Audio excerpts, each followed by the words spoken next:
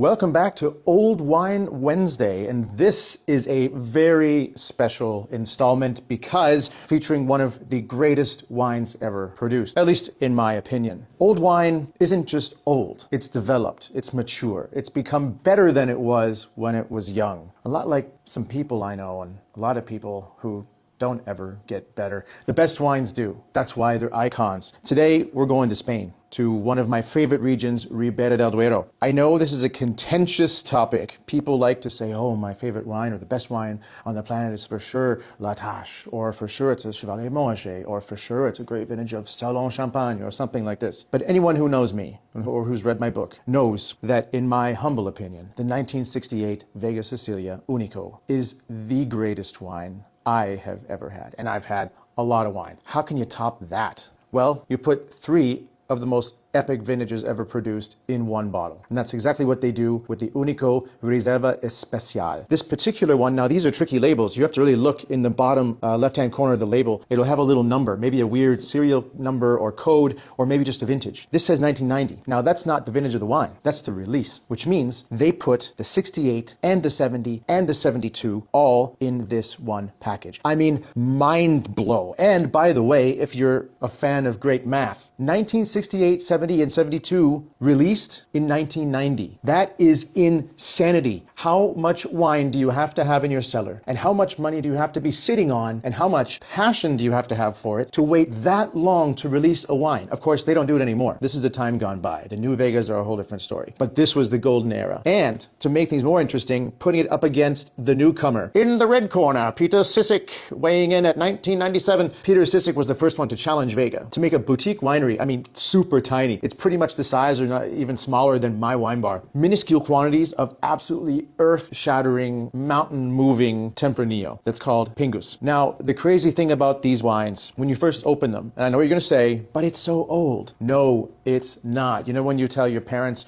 wow, you're getting old. And they're like, what do you mean? I'm so young. Well, it's the same thing. When you open these, they almost feel closed. They almost feel muted. And you might think, are these dead? No, they haven't even begun to fight. The point with these wines is they have to be opened at least the day before or decanted for a handful of hours, depending on the vintage, before they even start to wake up and express themselves. And when they do, it's total annihilation. Incredible. But I shudder to think at how many of these bottles were put to the side or dumped down the drain because people who don't know that thought that they were dead. Ugh, breaks my heart. Let's give them a taste, shall we? Now, I deliberately, to make things even more insane, to show you how iconic and legendary these wines are. If you can see in the camera here, have about a finger left in each of these bottles, which I popped about 3 to 4 days ago, just to test their longevity. How far can these wines go, being that old, with so little in the bottle, and still be not only as good, but even better than 4 days ago? I'm sorry, but if any wine can do that, it's legendary status. And if anyone can, it's one of these. Oh, that classic dark mahogany color of an old Vega Sicilia. Oh man.